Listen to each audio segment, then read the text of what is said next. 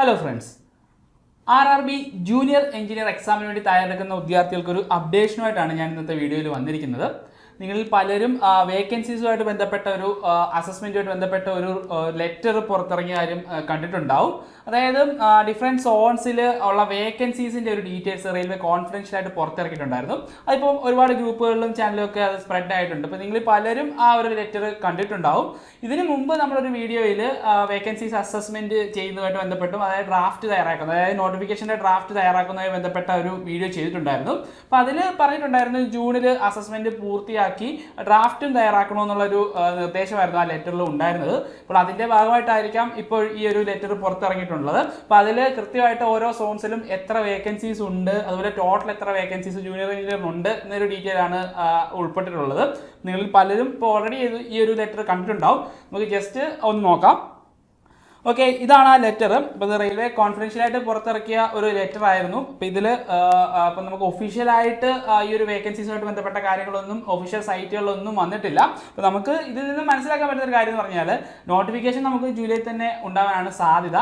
അപ്പം നോട്ടിഫിക്കേഷൻ വന്നു കഴിഞ്ഞ് അധിക ദിവസങ്ങളൊന്നും പ്രിപ്പറേഷന് കിട്ടില്ല. അപ്പോൾ എന്തായാലും ഇപ്പം പ്രിപ്പയർ ചെയ്തുകൊണ്ടിരിക്കുന്നവർ നല്ല രീതിയിൽ തന്നെ പ്രിപ്പയർ ചെയ്ത് മുന്നോട്ട് പോവുക. അപ്പോൾ ഇത് ഒഫീഷ്യലായിട്ട് പബ്ലിഷ് ചെയ്ത ഒരു ലെറ്റർ ഒന്നും അല്ല, അല്ലെങ്കിൽ ഈ വേക്കൻസീസ് ഒന്നും ഒഫീഷ്യലി അപ്ഡേറ്റ് ആയിട്ടില്ല. ഇത് നിങ്ങൾ പലരും അറിഞ്ഞിട്ടുണ്ടാവും. അപ്പോൾ അറിയാത്തവർക്കായിട്ട് അവരുടെ ഒരു ഇൻഫർമേഷൻ എന്നുള്ള നിലയ്ക്കാണ് ഇന്ന് ഈ വീഡിയോ ആയിട്ട് ഞാൻ വന്നിരിക്കുന്നത്. ഓക്കെ, നമുക്ക് ജസ്റ്റ് നോക്കാം. 7911 വേക്കൻസീസ് ആണ് ടോട്ടൽ വരുന്നത്. അതിൽ junior engineer safety and non safety categories ആയിട്ട് 7346 വേക്കൻസീസും, അതുപോലെ DMS deport material superintendent 398, CMA chemical and metallurgical assistant 150 vacancies. അങ്ങനെയാണ് ടോട്ടൽ 7911 വേക്കൻസീസ് ആണ് റിപ്പോർട്ട് ആവാൻ സാധ്യതയുള്ളത്. നമുക്ക് ജസ്റ്റ് ഒന്ന് നോക്കാം. 7911 വേക്കൻസി ആണ് ടോട്ടൽ വന്നിട്ടുള്ളത്. അതുപോലെ ജൂനിയർ എഞ്ചിനീയറിൻ്റെ 7346 വേക്കൻസീസ് ആണ്. ഓക്കെ, അപ്പം ഇത്രയും വേക്കൻസി ടോട്ടലാണ് വന്നിട്ടുള്ളത്. അപ്പോൾ ഇനി നമുക്ക് ഓരോ സോണിലും എത്ര വേക്കൻസീസ് ആണ് വരുന്നത് എന്നുള്ള ഡീറ്റെയിൽസ് ഒന്ന് നോക്കാം. സതേൺ റെയിൽവേയിൽ 552 വേക്കൻസീസ് ആണ് വരാൻ സാധ്യതയുള്ളത്. ഞാൻ മുമ്പ് പറഞ്ഞ പോലെ തന്നെ ഇത് ഒഫീഷ്യലി ഡിക്ലെയർ ചെയ്തിട്ടുള്ള വേക്കൻസീസ് അല്ല. അപ്പോൾ ഇത് തന്നെ ആവാനാണ് സാധ്യത കൂടുതൽ. എന്നിട്ടാലും ജസ്റ്റ് നിങ്ങളുടെ മൈൻഡിലൊന്ന് ഇരിക്കട്ടെ. ഇത് 552 വേക്കൻസീസ് ആണ് സതേൺ റെയിൽവേ വരാൻ സാധ്യതയുള്ളത്. അത് ജസ്റ്റ് ഓരോ ഏരിയ തിരിച്ചുള്ളതും കൊടുത്തിട്ടുണ്ട്. ചെന്നൈയിൽ 431 വേക്കൻസീസ്, ട്രിവാൻഡ്രം നമ്മുടെ സ്വന്തം ട്രിവാൻഡ്രത്ത് 121 വേക്കൻസീസ് ആണ് വരാൻ സാധ്യതയുള്ളത്. അങ്ങനെ ടോട്ടൽ 552 വേക്കൻസീസ് ആണ് സതേൺ റെയിൽവേയിൽ വരാൻ പോകുന്നത്. അതുപോലെ ബാംഗ്ലൂർ നോക്കുകയാണെങ്കിൽ 343 വേക്കൻസീസ് ആണ് വരാൻ സാധ്യതയുള്ളത്. പിന്നെ മുംബൈ 343, അങ്ങനെ പോകുന്ന ഈ ഒരു ലിസ്റ്റ്. അപ്പോൾ നല്ല രീതിയിൽ തന്നെ നിങ്ങൾ പ്രിപ്പയർ ചെയ്ത് മുന്നോട്ട് പോവുക. എക്സാമിൻ്റെ നോട്ടിഫിക്കേഷൻ നമുക്ക് ജൂലൈയിൽ തന്നെ പ്രതീക്ഷിക്കാം. അപ്പം നിങ്ങൾ പ്രിപ്പയർ ചെയ്തുകൊണ്ടിരിക്കുന്നവരൊക്കെ ഈ എക്സാം വൈകുന്നതുമായിട്ട് ബന്ധപ്പെട്ടുള്ള കൺഫ്യൂഷനിലൊന്നും ഇരിക്കേണ്ട കാര്യമില്ല. നല്ല രീതിയിൽ തന്നെ പ്രിപ്പയർ ചെയ്ത് മുന്നോട്ട് പോവുക. അപ്പം ഈ ജൂനിയർ എഞ്ചിനീയറിൻ്റെ സാലറിയായിട്ട് ബന്ധപ്പെട്ട ഒരു വീഡിയോ നമ്മൾ മുമ്പ് ചെയ്തിട്ടുണ്ടായിരുന്നു. ഇനീഷ്യൽ സാലറി തന്നെ 50,000-ലധികം രൂപ ലഭിക്കുന്ന ഒരു ജോബ് പോസ്റ്റാണ് ജൂനിയർ എഞ്ചിനീയറിൻ്റെ. അത് മാത്രമല്ല ഒരുപാട് അലവൻസ് DA തന്നെ സാലറിയുടെ 50% DA തന്നെ നിങ്ങൾക്ക് ലഭിക്കും. അതുകൂടാതെ റെയിൽവേ പാസും city compensation allowance, education allowance, അങ്ങനെ ഒരുപാട് അലവൻസ് ഉള്ള ഒരു പോസ്റ്റാണ് ജൂനിയർ എഞ്ചിനീയറിൻ്റെത്. അപ്പം തുടക്കത്തിൽ ഒരു എക്സ്പീരിയൻസും ഇല്ലാതെ തുടക്കത്തിൽ നമുക്ക് ഇത്രയധികം സാലറി കിട്ടുന്ന വേറൊരു ജോബും നമുക്ക് കാണാൻ സാധിക്കുകയില്ല.